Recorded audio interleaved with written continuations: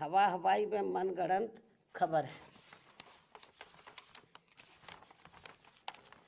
तथा ऐसे में नेताओं के साथ साथ मीडिया को भी इस प्रकार की कटी पतंग जैसी उड़ान भर के अपना मजाक खुद उड़ाने से जरूर बचना चाहिए। जबकि इसके बारे में अर्थात अकेले अपने बलबूते पर चुनाव लड़ने के बारे में बीएसपी की राष्ट्रीय अध्यक्ष द्वारा मेरे द्वारा खुद एक बार नहीं बल्कि कई बार सार्वजनिक तौर पर तथा खास तौर से दिनांक 9 अक्टूबर सन 2025 को बीएसपी के जन्मदाता एवं संस्थापक मान्यवर श्री कांशीराम जी के पुण्यतिथि के मौके पर लखनऊ में आयोजित विशाल महारैली में भी इसकी खुली घोषणा की गई है, जिसकी पूरे देश भर में चर्चा होने के बाद अब ऐसी किसी भी चर्चा व बहस आदि की कोई संभावना नहीं बची है।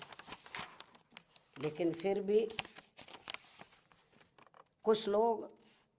और कुछ मीडिया भी इनकी घिनौनी साजिश में पड़कर इस प्रकार की फर्जी उड़ान भरकर अपना समय और इमेज दोनों बर्बाद करते हैं, तो इसे फिर बीएसपी विरोधी हथकंडा ही माना जाएगा, जिस पर लोगों को ध्यान देने की बिल्कुल भी ज़रूरत नहीं है। ये जो उल्टी पुल्टी गलत जो खबरें देते रहते हैं अलायंस को लेकर, तो इस पर लोगों को ध्यान देने की बिल्कुल भी ज़रूरत नहीं है। वैसे भी बीएसपी के लोगों को ये अच्छी तरह से मालूम है कि कांग्रेस, सपा व भाजपा आदि इन पार्टियों की सोच संकीर्ण व परम पूज्य बाबा साहब डॉक्टर भीमराव अम्बेडकर विरोधी होने के कारण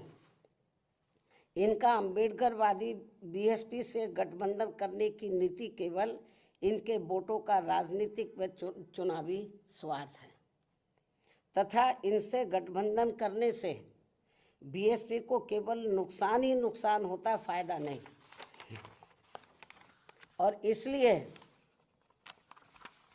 बीएसपी के लोग अपने 2027 के मिशन में अकेले ही पूरे जी जान से लगे हुए हैं, जिस पर से उन लोगों का ध्यान भटकाने के लिए ही इस प्रकार की घिनौनी साजिशें ये लोग करते रहते हैं। ऐसे में पार्टी के सभी लोगों से यही अनुरोध है कि वे ऐसी अनर्गल व मनगढ़ंत बातों पर कतई भी ध्यान ना दें और वे हाथी की मस्त चाल चलते रहें तथा सन 2007 की तरह अकेले ही ये चुनाव लड़कर फिर से बीएसपी की पूर्ण बहुमत की अपनी सरकार जरूर बनाए। इसी प्रकार बीएसपी की राष्ट्रीय अध्यक्ष होने के साथ साथ विशेषकर सुरक्षा खतरों के मद्देनजर दिल्ली में पहले की तरह का टाइप 8 का नया बंगला काफ़ी लंबे समय के बाद अभी हाल ही में अलॉट होने के बारे में भी जो गलत व गुमराह करने वाली बीएसपी को नुकसान पहुंचाने की बातें षड्यंत्र के तहत प्रचारित की जा रही है, उससे भी लोगों को अति सावधान रहने की ज़रूरत है। जबकि वर्तमान सरकार ने भी, यानी कि वर्तमान जो केंद्र में बीजेपी की सरकार है, जबकि वर्तमान सरकार ने भी टाइप 8 का बंगला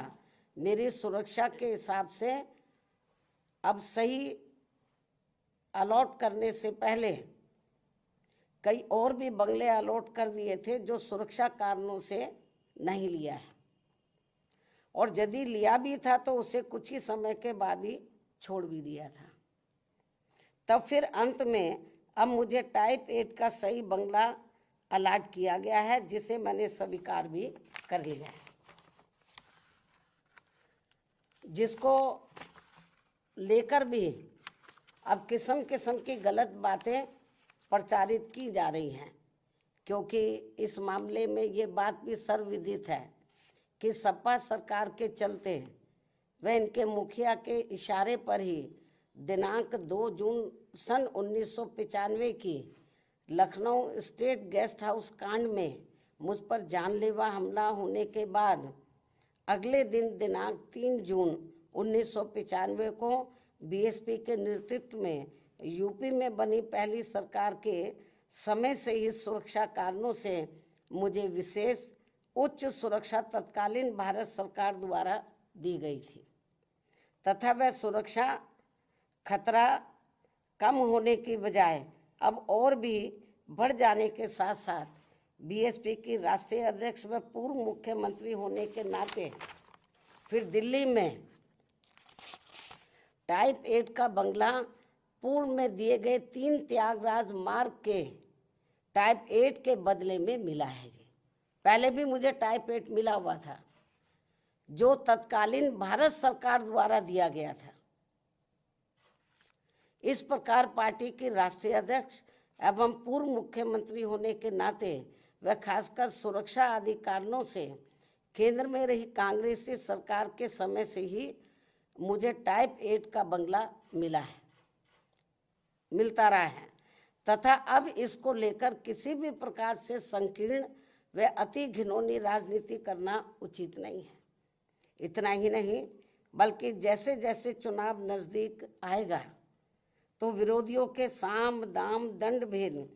आदि के हथकंडे तथा बीएसपी को सत्ता से दूर रखने के षड्यंत्र और भी बढ़ते जाएंगे जैसा कि हमेशा से होता रहा है। इसलिए केवल यूपी ही नहीं बल्कि पूरे देश भर में सभी अम्बेडकर वादियों को विरोधियों के दांत खट्टे कर देने वाली केवल एकमात्र अपनी पार्टी व उसके आयरन नेतृत्व पर पक्का व पुख्ता भरोसा करके परम पूज्य बाबा साहब डॉक्टर भीमराव अम्बेडकर के आत्मसम्मान व स्वाभिमान के मूवमेंट को मजबूती प्रदान करने हेतु मिशनरी भावना के साथ इन्हें पूरे तन मन धन से लगे रहना बहुत जरूरी है। ये मेरी अपील भी है। धन्यवाद। जय भीम व जय भारत।